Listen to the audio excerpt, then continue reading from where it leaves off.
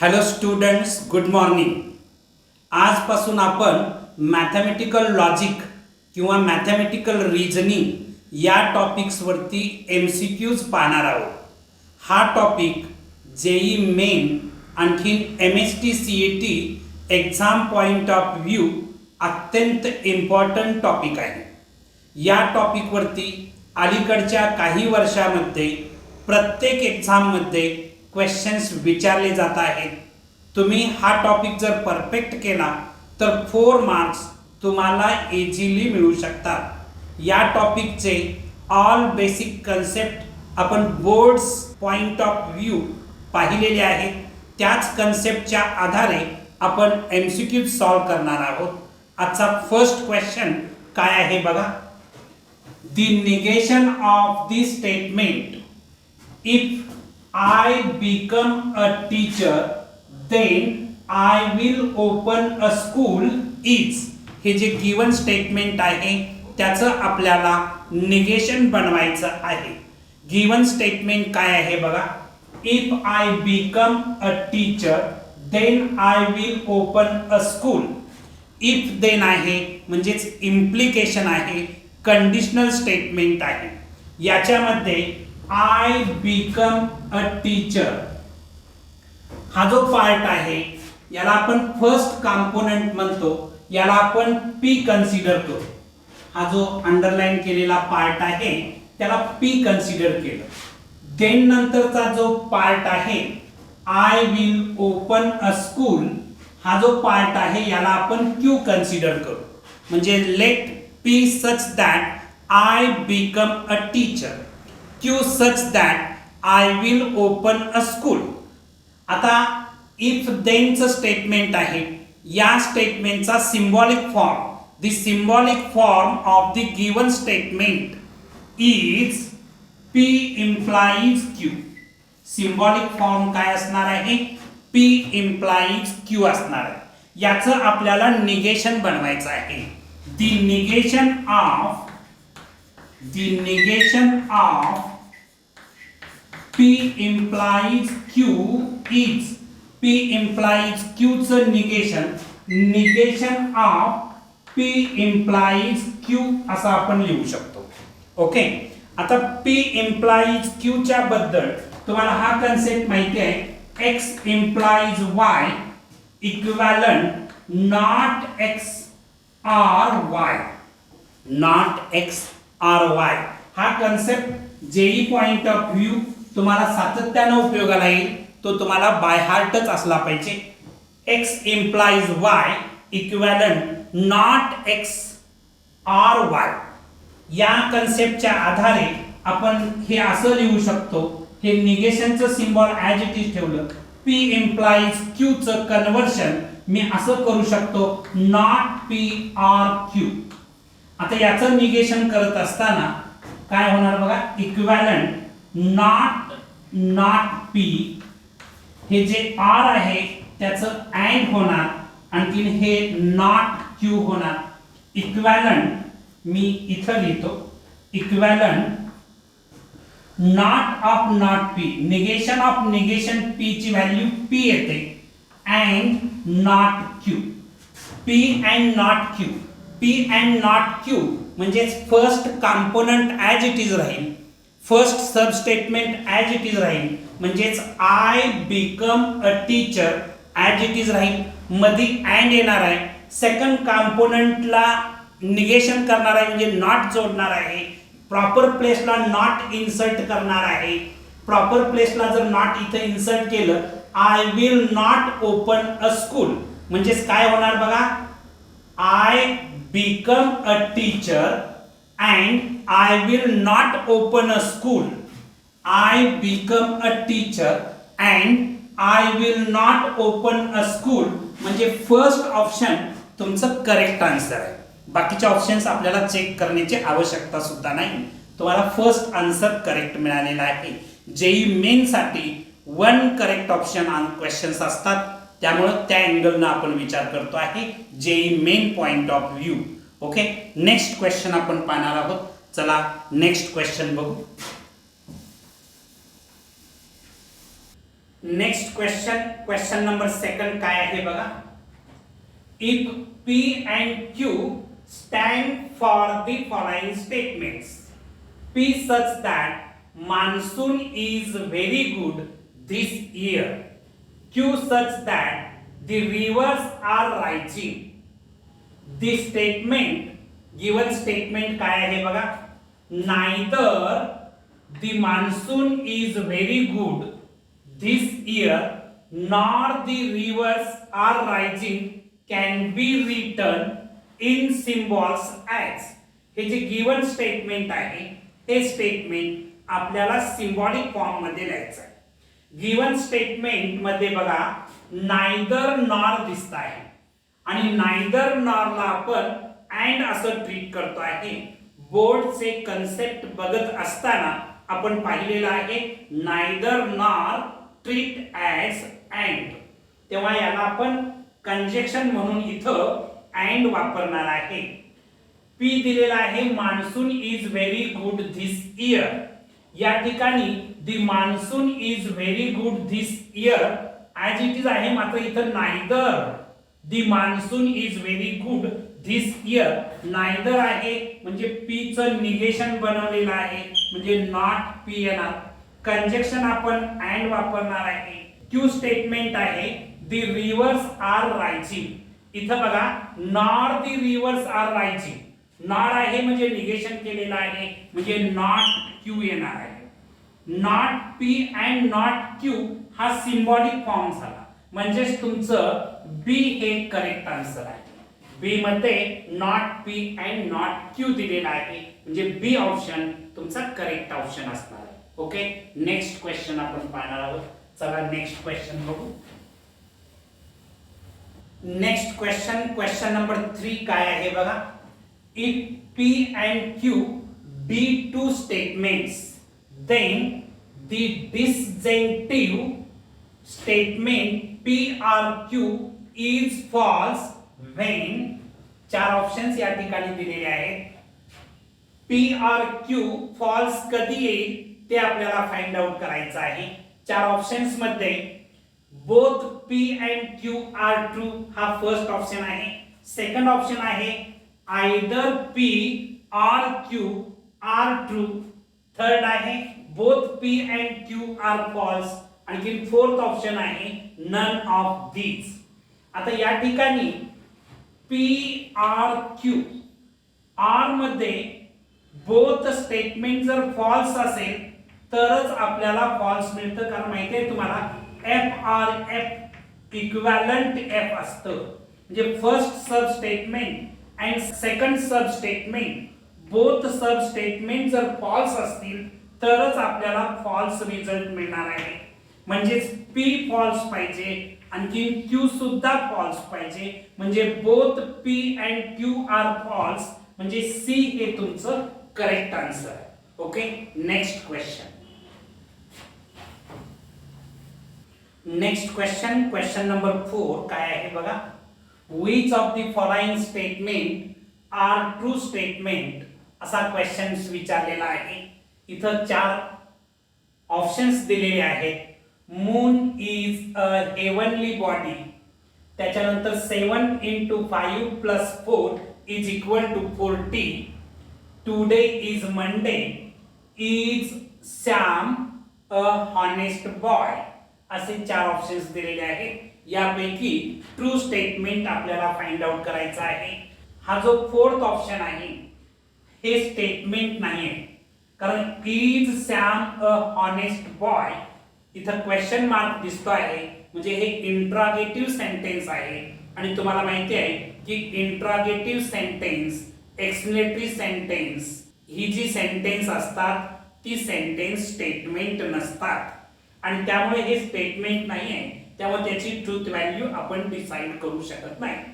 त्याच्यानंतर today is Monday हे open sentence आहे आणि त्यामुळे हे सुद्धा स्टेटमेंट नाही. त्याच्यानंतर 7 × 5 केलं तर 35 मिळतं. 35 + 4 केलं तर 39 मिळणार आहे. इथं 40 दिलेलं आहे म्हणजे हे स्टेटमेंट आहे मात्र ट्रू स्टेटमेंट नाहीये, फॉल्स आहे. आपल्याला ट्रू स्टेटमेंट फाइंड आउट करायचं आहे। Moon is a heavenly body हे ट्रू स्टेटमेंट आहे, त्यामुळं ए हे करेक्ट ऑप्शन आहे। ए हा ऑप्शन करेक्ट ऑप्शन आहे। Okay, next question.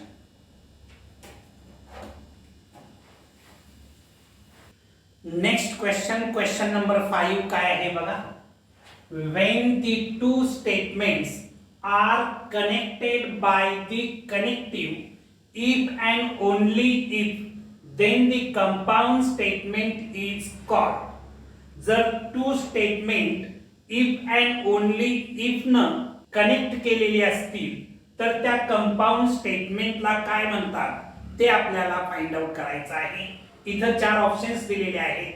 कंजेक्टिव्ह statement, कंजेक्टिव्ह statement समजा 2 स्टेटमेंट अँड न कनेक्ट केलेली असती तर ती कंजेक्टिव्ह असती। डिसजंक्टिव्ह स्टेटमेंट, जर 2 स्टेटमेंट ऑर न कनेक्ट केली असती तर डिसजंक्टिव्ह स्टेटमेंट असती।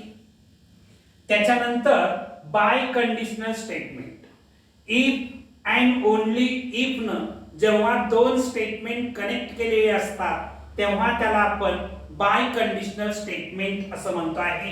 त्यामुळे सी हे तुमचं करेक्ट ऑप्शन असणार आहे। कंडिशनल स्टेटमेंट मध्ये इफ देन न जर 2 स्टेटमेंट कनेक्ट केली असती तर ते कंडिशनल स्टेटमेंट्स असतं। इथं इफ अँड ओनली इफ न 2 स्टेटमेंट कनेक्ट केली असल्यामुळे त्याला आपण बाय कंडिशनल स्टेटमेंट असं म्हणतोय। ओके, म्हणजे सी हा तुमचा करेक्ट ऑप्शन आहे। नेक्स्ट क्वेश्चन आपण पाहणार आहोत। चला नेक्स्ट क्वेश्चन बघू। नेक्स्ट क्वेश्चन नंबर 6 काय आहे बघा। A sentence is a logical statement when it is, या ठिकाणी 4 ऑप्शन्स दिलेले आहेत। एखादं सेंटेन्स लॉजिकल स्टेटमेंट कधी असतं ते आपल्याला थोडक्यात फाइंड आउट करायचं आहे। Either true or false, first option. Second, neither true or false. Third, true and false both. And fourth option, none of these. असे 4 ऑप्शन्स दिलेले आहेत। बघा, एखादं सेंटेन्स लॉजिकल स्टेटमेंट असण्यासाठी आयदर ते ट्रू असावं लागतं किंवा फॉल्स असावं लागतं। म्हणजे either true or false, first option is the correct option. Okay, हा थेरॉटिकल क्वेश्चन आहे, ज्याचं बेसिक कन्सेप्ट क्लिअर आहे त्यांना या टाइपचे क्वेश्चन सोडवणं खूपच इझी जाणार आहे। चला नेक्स्ट क्वेश्चन बघूया। नेक्स्ट क्वेश्चन नंबर 7 काय आहे बघा। The preposition P implies not, bracket मध्ये P and not Q is। First option दिलेला आहे कॉन्ट्राडिक्शन, सेकंड दिलेला आहे टॅटॉलॉजी, थर्ड दिलेला आहे आयदर ए ऑर बी, आणि फोर्थ ऑप्शन आहे नायदर ए नॉर बी। आता या फोर्थ ऑप्शन पैकी करेक्ट ऑप्शन्स आपल्याला फाइंड आउट करायचं आहे। गिवन स्टेटमेंट जे आहे logical statement P implies not P and not Q, truth टेबलच्या आधारे आपण हे गिवन स्टेटमेंट कॉन्ट्राडिक्शन आहे, टॅटॉलॉजी आहे की यापैकी काहीच नाही की बोथ आहे ते आपल्याला डिसाइड करावं लागेल। तर बघा, या ठिकाणी पहिल्यांदा आपण ट्रूथ टेबल बनवत असताना P Q, त्याच्याशिवाय आपल्याला या ठिकाणी नॉट Q घ्यावं लागेल। त्याच्यानंतर P and not Q असा एक कॉलम बनवावा लागेल। त्याच्याशिवाय negation of P and not Q बनवावा लागेल, आणि त्याच्यानंतर P implies not P and not Q असा लास्ट कॉलम राहील। ठीक आहे, आता इथं 2 सब स्टेटमेंट आहेत, आणखी त्यामुळं इथं नंबर ऑफ रोज 4 राहणार आहेत। नंबर ऑफ रोज 4 राहतील, म्हणजे first row, second row, third row,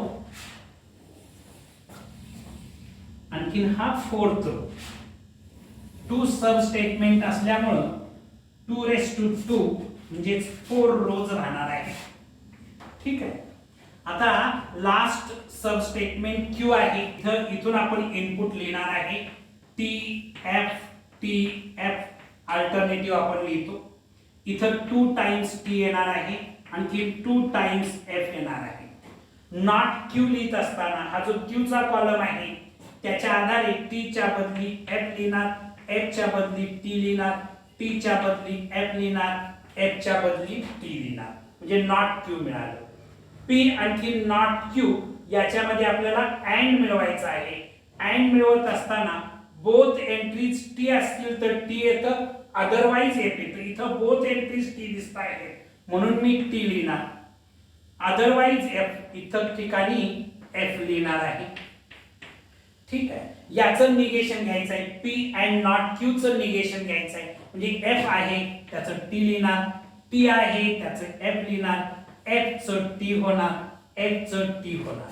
आता हा जो पी म्हणजे फर्स्ट कॉलम, आणखी हा not P and not Q या दोन कॉलम मध्ये इम्प्लिकेशन आहे.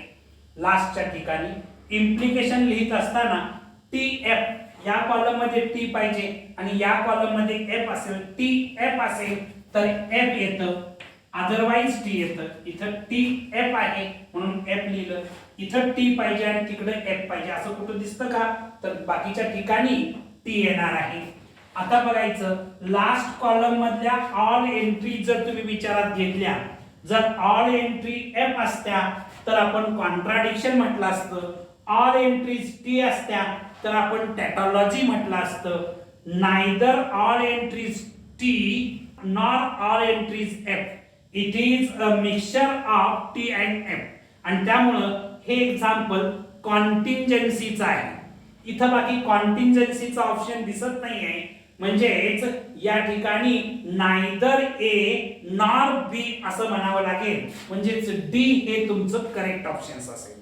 जर कॉन्टिंजन्सी हा ऑप्शन असता तर आपण तो करेक्ट लिहिला असता. इथं कॉन्टिंजन्सी असा ऑप्शन दिसत नाही, मात्र नायदर ए नॉर बी म्हणजेच कॉन्ट्राडिक्शन नाही आणि टॅटॉलॉजी सुद्धा नाही, म्हणजे ए आणि बी हे दोन्ही ऑप्शन नाही असा ऑप्शन जो आहे फोर्थ ऑप्शन, हा फोर्थ ऑप्शन तुमचा करेक्ट, म्हणजे डी हे तुमचा करेक्ट आन्सर आहे. ओके. नेक्स्ट क्वेश्चन आपण पाहू. नेक्स्ट क्वेश्चन नंबर 8 काय आहे बघा. For the circuits show below the Boolean polynomial is. या ठिकाणी हे जे सर्किट डायग्राम दिलेले आहे याचं स्टेटमेंट लॉजिकल स्टेटमेंट मध्ये आपल्याला कन्व्हर्शन करायचं आहे असं थोडक्यात क्वेश्चन आहे. या ठिकाणी हे जे सर्किट दिलेलं आहे या सर्किट मध्ये S1 dash S2 S1 S2 dash असे स्विचेस दिलेले आहेत. S1 डॅश आणि S2 सिरीज मध्ये आहेत. यांना S1 आणि S2 डॅश पॅरलल आहेत. S1 S2 डॅश हे सिरीज मध्ये आहेत. तर आपण S1 म्हणजेच P such that this switch S1 is closed असं कन्सिडर केलं, म्हणजे P म्हणजेच आपण S1 स्विच कन्सिडर केला, Q म्हणजेच S2 स्विच कन्सिडर केला. S1 डॅश म्हणजेच नॉट P असणार आहे S1 डॅश म्हणजे, आणखी S2 डॅश म्हणजेच नॉट Q म्हणजेच S2 डॅश असणार आहे. आता इथं बघायचं हे आहे नॉट P, हे आहे Q, हे आहे P, हे आहे नॉट Q. नॉट P आणखी Q सिरीज मध्ये आहेत म्हणून इथं अँड येणार आहे. नॉट P अँड Q होणार आहे. नॉट P अँड Q याला हे स्विचेस पॅरलल आहेत म्हणून ऑर येणार आहे. इथं P आणखी नॉट Q सिरीज मध्ये आहेत म्हणून काय होणार P अँड नॉट Q होणार.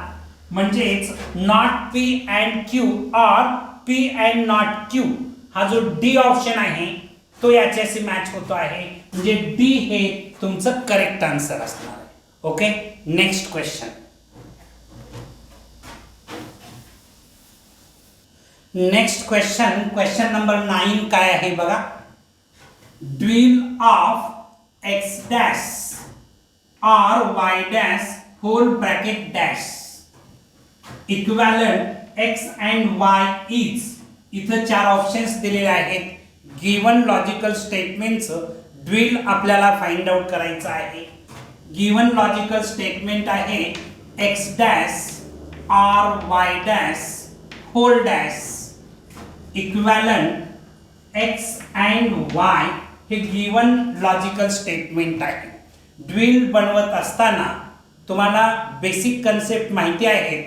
ऑरचं अँड होतं, अँडचं ऑर होतं, निगेशनचं निगेशन राहतं. हे डॅशचा अर्थ निगेशन असा आहे. तर निगेशनचं निगेशन राहणार आहे. याचं ड्विल लिहित असताना काय येणार बघा, X dash as it is राहील. हे जे ऑर आहे त्याचं अँड होईल.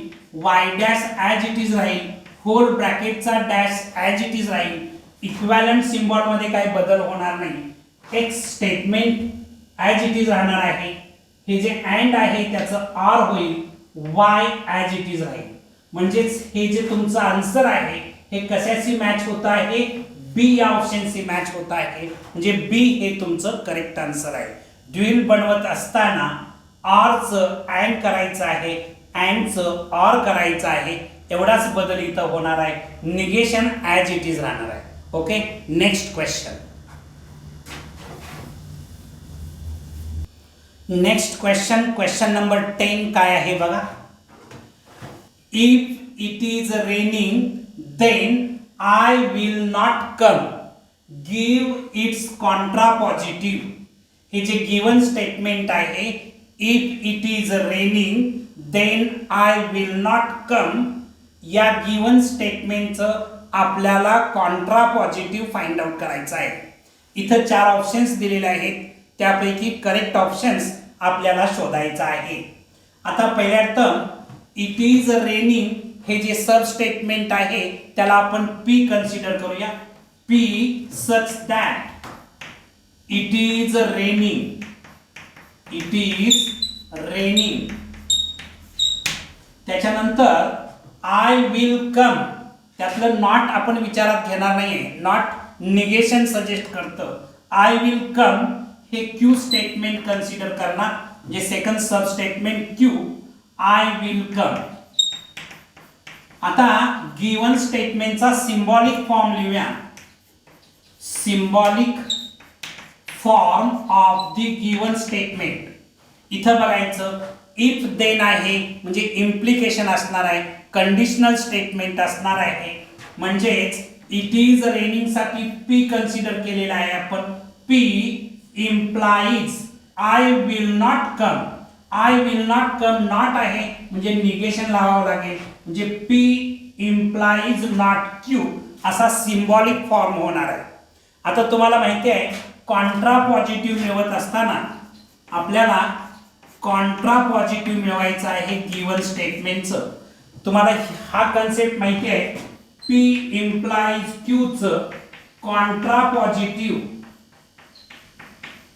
की P implies Q चं कॉन्ट्रा पॉझिटिव्ह काय मिळतं, not Q implies not P.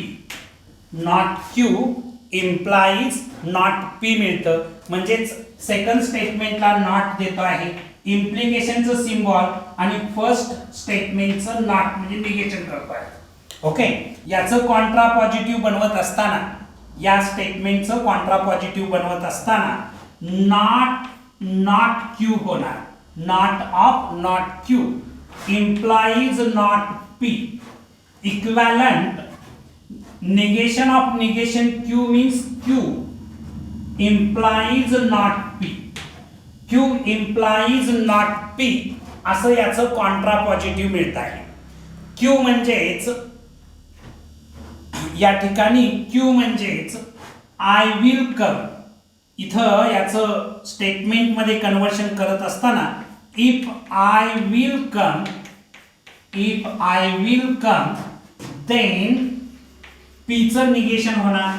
Then it is not raining, it is not raining. If I will come then it is not raining. बघा if I will come then it is not raining, म्हणजे A option तुमचा correct option असणार आहे. Okay, next question. Next question, question number 11 काय आहे बघा. P and not Q and not P and Q is, चार options दिलेले आहेत. हे जे गिवन स्टेटमेंट आहे P and not Q and not P and Q, हे गिवन स्टेटमेंट टॅटॉलॉजी आहे, कॉन्ट्राडिक्शन मध्ये आहे. Both a tautology and a contradiction, neither a tautology nor a contradiction, असे चार ऑप्शन्स आहेत. त्यातला करेक्ट ऑप्शन्स आपल्याला फाइंड आउट करायचा. गिवन स्टेटमेंट काय आहे बघा. P and not Q and not P and Q, associative लॉच्या आधारे मी हे असं लिहू शकतो. P and not P, इथं and ॲज इट इज ठेवलं. not Q and Q, associative लॉच्या आधारे मी हे लिहू शकतो. त्याच्यानंतर P and not P म्हणजेच F मिळतं कॉम्प्लिमेंट लॉच्या आधारे. लॉज ऑफ लॉजिकचा आपण इथं वापर करतो आहे. तसंच हे अँड ॲज इट इज लिहितो. Not Q and Q F मिळत आहे, कारण कॉम्प्लिमेंट लॉच्या आधारे Q and not Q F मिळत आहे. आता अँड मध्ये बोथ एंट्रीज T असेल तर T, अदरवाइज F. इथं बोथ एंट्रीज T नाही आहे, म्हणून याचा आन्सर F येणार आहे. म्हणजे गिवन स्टेटमेंट जे आहे ते कॉन्ट्राडिक्शन आहे, कारण तुम्ही जर ट्रूथ टेबलच्या आधारे हे सॉल्व केलं तर लास्ट कॉलम मधल्या ऑल एंट्रीज तुम्हाला F भेटतील. इथं आपण लॉज ऑफ लॉजिकच्या आधारे सॉल्व केलं, इथं मला आन्सर F मिळालं. F मिळालं म्हणून मी गिवन स्टेटमेंट कॉन्ट्राडिक्शन मध्ये आहे असं लिहू शकतो. म्हणजे बी हे तुमचं करेक्ट आन्सर आहे. Okay, next question. Next question, question number 12 काय आहे बघा. Which of the following is not a preposition. इथं जी चार सेंटेन्स दिलेले आहेत त्यापैकी कोणतं सेंटेन्स स्टेटमेंट नाही किंवा प्रपोजिशन नाही ते आपल्याला डिसाइड करायचं आहे. √3 इज अ प्राइम, हे स्टेटमेंट आहे. √2 इज इरॅशनल, हे सुद्धा स्टेटमेंट आहे. Mathematics is interesting.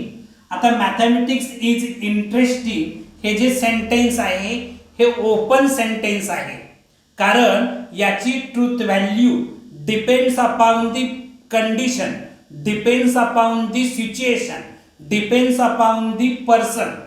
Person to person याची ट्रूथ व्हॅल्यू चेंज होते आहे.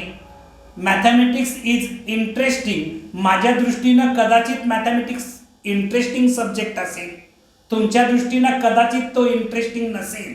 म्हणजे पर्सन टू पर्सन याची ट्रूथ व्हॅल्यू चेंज होते आहे. त्यामुळे हे ओपन सेंटेन्स आहे आणि ओपन सेंटेन्स स्टेटमेंट नसतं, म्हणजे सी हे त्याचं करेक्ट आन्सर आहे. 5 इज अन इवन इंटिजर हे स्टेटमेंट आहे, त्याची ट्रूथ व्हॅल्यू काय आहे हा नंतरचा विषय, मात्र हे स्टेटमेंट आहे. म्हणजे स्टेटमेंट नाही असं सेंटेन्स कुठला आहे. मॅथमॅटिक्स इज इंटरेस्टिंग हे प्रपोजिशन नाही आहे, म्हणजे सी हा जो ऑप्शन आहे हे तुमचं करेक्ट आन्सर आहे. Okay, next question. Next question, question number 13 काय आहे बघा. Negation of negation P and Q is equal to, हे जे गिवन स्टेटमेंट दिलेलं आहे negation of negation P and Q.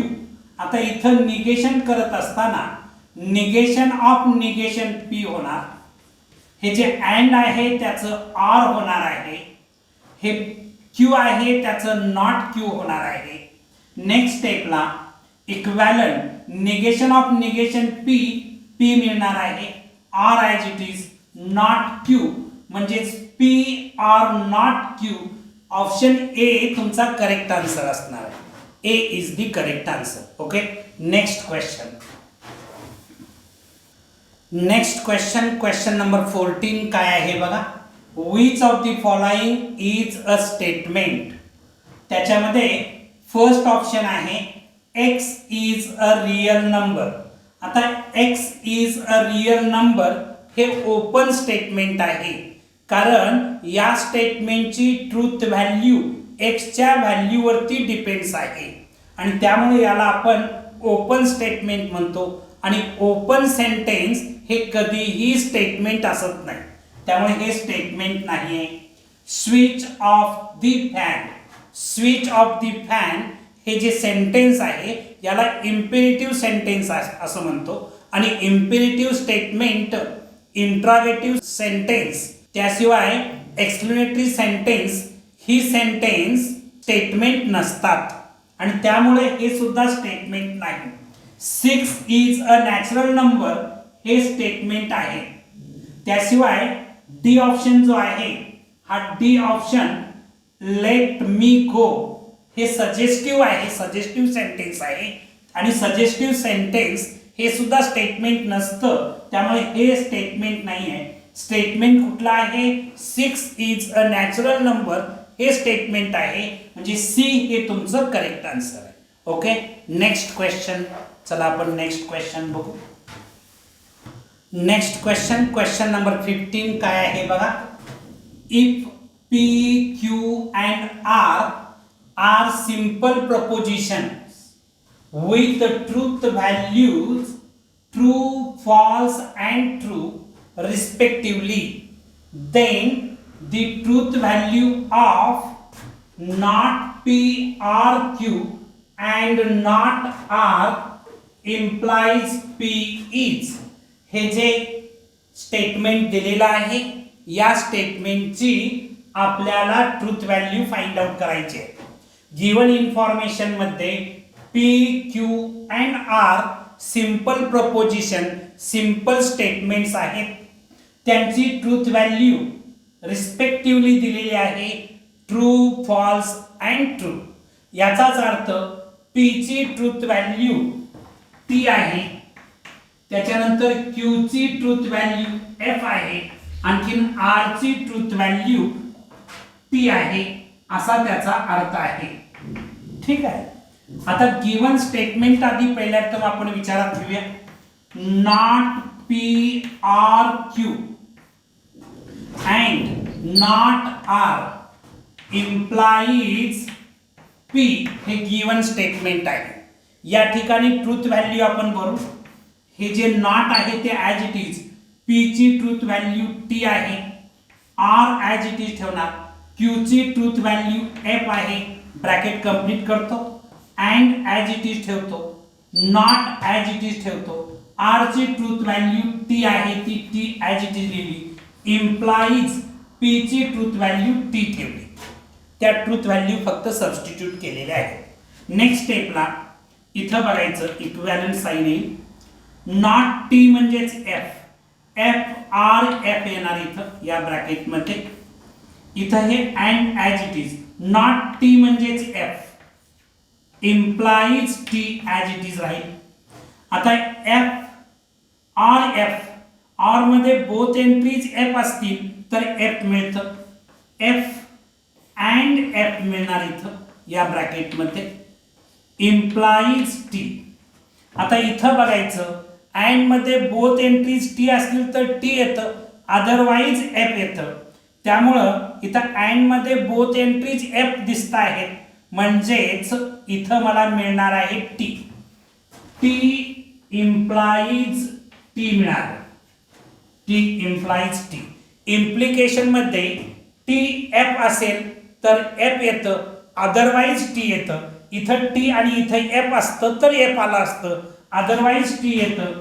त्यामुळे इथं मला मिळणार आहे T, म्हणजेच या स्टेटमेंटची ट्रूथ व्हॅल्यू T मिळते, म्हणजे ट्रू मिळते. ए हे करेक्ट ऑप्शन आहे. ओके, नेक्स्ट क्वेश्चन आपण पाहणार आहोत. चला नेक्स्ट क्वेश्चन बघू. नेक्स्ट क्वेश्चन नंबर 16 काय आहे बघा. For the following 3 statements, first statement दिलेला आहे P such that 2 is an even number. Second statement दिलेला आहे Q such that 2 is a prime number. Third statement दिलेला आहे R such that the sum of two prime numbers is always even. Then the symbolic statement P and Q implies not R means, हे जे symbolic statement दिलेलं आहे P and Q implies not R means, या symbolic स्टेटमेंटचा अर्थ आपल्याला find out करायचा आहे. तर इथं चार ऑप्शन्स दिलेले आहेत. इथं बघा इम्प्लिकेशन दिसत आहे म्हणजेच इफ देन येणार. आता इथं बघायचं ए ऑप्शन मध्ये इफ देन नाही आहे म्हणजे हा ऑप्शन आन्सर असू शकत नाही. सेकंड ऑप्शन विचारात घ्या, इथं सुद्धा इफ देन नाही आहे म्हणजे हा पण ऑप्शन आपण विचारात घेणार नाही. थर्ड आणखीन फोर्थ ऑप्शन मध्ये सी आणखीन डी मध्ये इफ देन दिसत आहे म्हणजे या दोन ऑप्शनचा आपल्याला विचार करावा लागेल. इथं बघायचं इफ दिसतं, इथं पण इफ दिसतं. 2 is an even and prime number. 2 is an even and prime number. दोन्ही ठिकाणी सेम कंटेंट दिसतो आहे. देनच्या आधीचा पार्ट इफ नंतरचा पार्ट सेम दिसतो आहे. इथं नॉट आर आहे. हे जे थर्ड स्टेटमेंट जे आहे the sum of two prime numbers is always even, याचं निगेशन करायला पाहिजे. इथं बघायचं then the sum of two prime numbers is not always even, इथं निगेशन केलेलं आहे. इथं बघा then the sum of two prime numbers is always even, इथं निगेशन केलेलं नाही म्हणजे हा डी ऑप्शन इनकरेक्ट असणार आहे. म्हणजे सी हे तुमचं करेक्ट आन्सर असणार आहे. गिवन जे सिंबॉलिक स्टेटमेंट आहे त्याचा मीनिंग काय आहे, if 2 is an even and prime number then the sum of two prime numbers is not always even, हे या गिवन सिंबॉलिक स्टेटमेंटचा मीनिंग आहे. ओके, आज आपण इथं थांबणार आहोत. उद्या पुन्हा आपण मॅथमॅटिकल लॉजिक वरतीच काही MCQs बघणार आहोत. तुमचे कन्सेप्ट जोपर्यंत क्लिअर होत नाही तोपर्यंत आपण या टाईपच्या क्वेश्चनचं प्रॅक्टिस करणार आहोत. तर नेक्स्ट व्हिडिओ लेक्चर्समध्ये आपण रिमेनिंग क्वेश्चन्स बघू. Okay, thank you.